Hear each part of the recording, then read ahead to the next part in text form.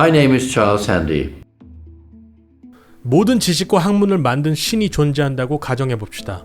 하도 인간들끼리 치고받고 싸우느라 건재한 회사가 하루아침에 망하고 국가 경제가 흔들리는 것을 안타깝게 지켜보는 신은 드디어 도움을 줘야겠다는 결심을 하게 됩니다.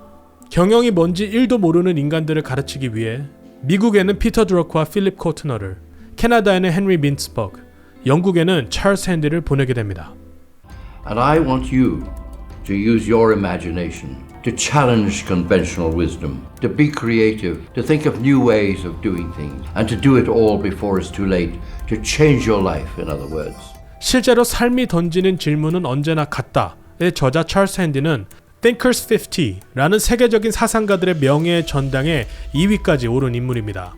그런 그가 미래를 살아갈 손자, 손녀를 위해 21가지 조언을 편지글의 형태로 남겼고 이번에 책으로 엮어 출간된 건데요. 찰스 핸디의 경영 인사이트와 노하우가 녹아져 있는 편지글에는 어떤 조언이 들어있을까요? 4가지 관점에서 간략히 정리해보겠습니다. 첫 번째, 변화. 변화라는 말을 들으면 어떤 생각이 드십니까? 찰스 핸디는 변화를 극복해야 할 과제로 보고 있습니다. 그리스 철학자 헤라클레이스토스도 물은 흐르기 때문에 그 누구도 같은 강물에 2번 들어갈 수 없다고 했죠. 이 변화의 측면에서 저자는 미래를 예측해서 어디에 투자해라 혹은 미리 준비해라 라는 말을 하지 않습니다. 변화에 대한 인식을 통해 제대로 된 반응을 하라고 가르칩니다. 변화를 극복 과제로 보는 사람은 변화의 흐름에 올라탈 것이다. 아무것도 바뀌지 않기를 바라는 사람은 그 사람의 기준에 맞추어 주변의 모든 것들이 변해야 할 것이다. 변화를 극복해야 하는 방법으로 저자는 스테터스 코, 현상 유지에 대해 설명합니다. Society in which we live today is reinventing itself constantly and changing, with big impacts on the people and the organizations who are striving to live with it and to succeed. And yet, a lot of us seem stuck in the status quo, and the status quo can never be the way forward. 두 번째, 변하지 않는 것. 책에서는 변하는 것들뿐만 아니라 변하지 않는 것에 대해서도 언급합니다. 인간의 속성, 돈의 속성, 학교에서 가르쳐주지 않는 것 등 다양한데요. 그중 하나가 노동입니다. 요즘 유행하는 키워드가 흑수저, 30대의 조기 은퇴죠. 서비스를 비싸게 파는 홍보 전략일 뿐입니다. 저자는 억만장자 자선가가 기부를 하여 사람들이 기본 소득을 평생 보장받더라도 인간은 노동에서 자유로울 수 없다고 말합니다. 내가 직접 땀 흘려 사회에 유의미한 변화를 주고 그에 대한 보상을 받는 사이클이 삶을 살아갈 이유가 되기 때문인데요. 그게 아니라면 아침에 일어나 이불을 박차고 일하러 갈 이유가 없죠. 일은 신성한 것이라고 보는 관점과 부합합니다. 일이 없는 사람은 일이 없는 고통에 시달리는 것이 일이 됩니다. 그럼 내 몸이 부서지더라도 나 자신을 위해 야근하고 무리하면서까지 열심히 일하라는 말인가요? 저자는 노동은 없어지지 않으나 노동이 행해지는 방법은 크게 변할 거라고 말합니다. That over 75% of people in organizations are not fully committed to the work of that organization. Or as one French chief executive said to me, my people only turn up to go home, carrying their wages with them. And I think that's a terrible thing, that people spend most of their working lives not really enjoying or involved in the work they're doing. They're just doing it to make money. What they really want is the freedom to control and design their life space. And that means in taking control of time, even at the sacrifice of money.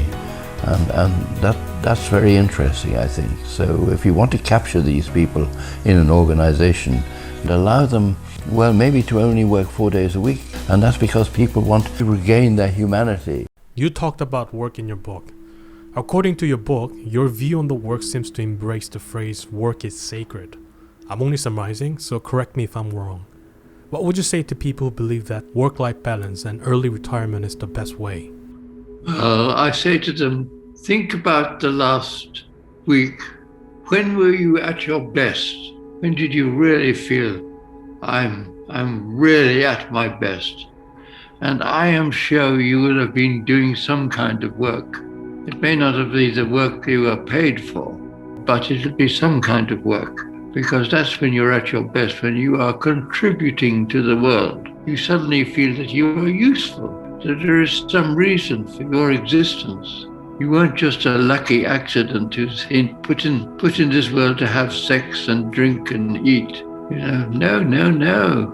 You actually can make a difference. And that's called work. And that's when you really feel wow, how exciting. I am actually useful. I'm not just a waste of space consuming things. I'm actually creating things.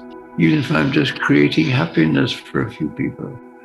You are a creator, and all good work is creation work. If you hadn't been there, it would not have happened. You made it happen. Even if you only helped someone across the street, or you cooked a meal for your children, you made a difference, and that was work. 세 번째, 인생 경영 전략. 저자는 여러분이 만약 괜찮은 교육을 받아왔다면 다음 질문에 답할 수 있을 거라고 말합니다.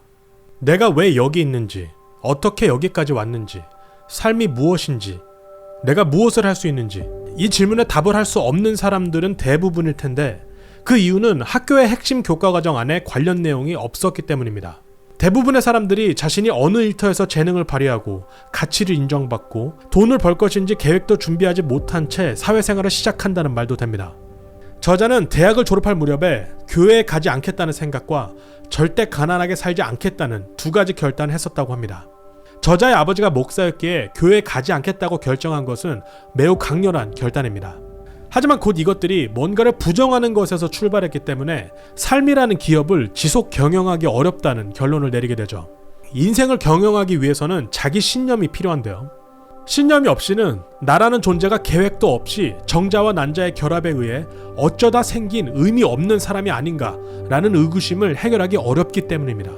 한마디로 저자는 우리 모두가 가지고 있는 질문인 무엇을 위해 살아가야 하는가 라는 질문에 답하고 자기다운 목적과 방법을 세우기 위해서 자기 신념이 필요하다는 점을 강조한 것입니다. You don't go to work to earn money. You go to work to do something. And in return, thanks to the economy, they pay you money which you can use to buy something which gives other people a chance to create something that is useful to you. And so it goes round and round and round. That's why we need money to allow other people to create something. So yes, you are being useful when you buy something, helping other people to fulfill your need. And that's why business organizations are actually the driving force for society because they're creating things all the time. Yes, okay, they do it to make money, but that's not the real reason. That's a sort of a nice added benefit. 그럼 종교가 없는 것보다는 나으니까 아무 종교라도 가져라 이런 말인가요? 저자는 특정 종교를 강조하지는 않습니다. 다만 신념이 있는 것은 문제 해결 공식을 알고 있어서 답을 찾을 수 있다는 확신을 갖게 되는 것과 유사하다고 말합니다. You know the story of the young man lying on the beach, with a bottle of wine or something. And the businessman comes along and he says, "Young man, why don't you get up and do something useful and make some money? You could be rich like me. You could have a boat like my yacht out there." And the young man says to him, "Well, what would I do with all that money?" "Well," he said, "then you could lie on the beach." And there he is lying on the beach already with no money. So the good things in life are free, actually. Love is free on the whole. And if you have to pay for love, there's something wrong with you. Fresh air is free. And friendship is free. The birds' music is free. Okay, money is a nice thing to have, tucked away just in case. But it's not the point. 예를 들어 진화론을 신념화한 사람은 자신을 오래전에 시작된 유전자 경로의 일부로 여기는데 자기가 존재해야만 하는 필수적인 이유가 다음 세대에 자신의 DNA를 남겨주는 것으로 생각하죠. 내 DNA가 오래 살아남는 것이 최종 목표이기 때문에 더 많은 연봉과 명성을 쫓는 욕망에 덫에서 쉽게 해방될 수 있습니다. 자신의 DNA가 자손을 통해 세상에 나왔을 때 모진 풍파를 견디고 살아남을 것 같은 확신이 있는 사람만 후손을 남기는 결정을 하게 된다는 설명도 됩니다. 하지만 저자는 이런 진화론적 사고가 살아남는 데만 집중하기 때문에 자신의 한계를 뛰어넘어서라도 앞으로 나아가야 할 명확한 목표를 희미하게 만들고 삶에서 방향 감각을 잃게 만든다고 합니다. 순결하고 더 높은 기준을 가진 사람들에게 너도 나랑 똑같은 인간이다는 논리로 하향 평준화할 가능성도 있습니다. 저자 역시 자신만의 신념을 찾기 위해 진화론 이외에 실존 철학, 공자, 아리스토텔레스 등 여러 철학자들의 생각들을 받아들이게 된 여정에 대해서 책에서 설명합니다. In the book, you shared your own experience about how your belief has changed. Golden Seed of Aristotle is one example. Yes, I'm very fond of the Golden Seed. And your mother helped you fully grasp what Golden Seed actually meant. Yes, mothers know best. Mothers can see the golden seed in you. I really do believe that everybody has one special thing, a golden seed. We don't always know it till we're nearly at the end of our lives, but our mothers know it, or our teacher knows it. And if you're a teacher, you should make sure that you help people to find it. Like the story of my mother. I'll tell it again, because I was at a starting life and I got a big job with Shell, the oil company, and they were going to send me to Singapore to be an oil executive and earn a lot of money. And my mother drove me to the airport in Dublin to fly to Singapore, and I was very sad to be leaving home. And she said, "Never mind, dear, it'll all be great material for your books." "My books, Mother," I said. "I'm not going to write books, I'm going to be an oil executive." And she said, as mothers do, she said, "Yes, dear," meaning, "I think I know better than you." And so 5 years later, I gave her my first copy of my first book. 저자의 경우 대학에서 고전학과 철학을 전공했지만 졸업 시점에는 가난을 벗어나 독립적인 삶을 즐기기 위해 이기적이고 실존적인 길을 택했습니다. 수년 동안 나는 즐겁게 살았고 상당한 돈을 벌었지만 이기적으로 즐거움만 추구하는 생활에 금세 시들해졌다. 내가 다국적 기업이라 불리는 거대한 기계에 작은 톱니바퀴 하나에 불과하다는 사실을 깨달았기 때문이다. 네 번째, 방법. 이 책은 철학 얘기만 하다가 끝나나요? 책에 나온 21가지 주제 중 9가지가 무엇을 하는 방법에 대해 다루고 있습니다. 앞서 말씀드린 내용을 숙지해야 하는 이유는 이 방법들을 제대로 적용하고 사용하기 위해서입니다. 앞에서 다룬 내용이 칼집이라면 이 방법들은 칼집 안에 있는 칼과 같죠. 이 때문에 저자는 성공하는 인생을 경영하는 9가지 방법이 아닌 삶과 삶의 도전에 대한 21가지 편지를 쓴 겁니다. 저자는 말합니다.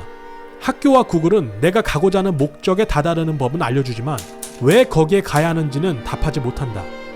어쩌면 이 책을 통해 내가 원하는 목표를 이루는 방법과 왜 이루어야 하는지에 대한 두 마리 토끼를 예기치 못한 방법으로 찾게 되실 수 있을지도 모르겠습니다. So I will die. I have to die. But before I die, I must create another generation, and I must do something useful in the world to justify my existence. You think that a lot of money will make life easier. In my experience, it makes it much more complicated. I have to go and have financial consultants. And I had a stroke, so I'm a bit disabled. But I find living very complicated these days.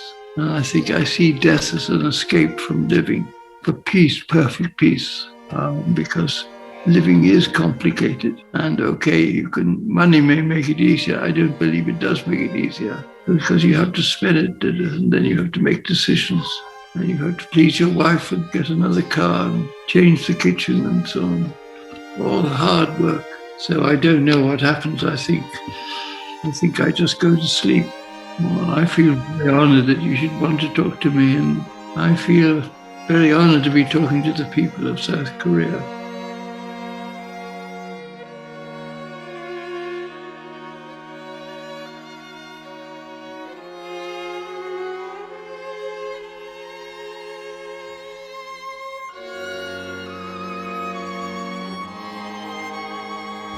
Set my people free.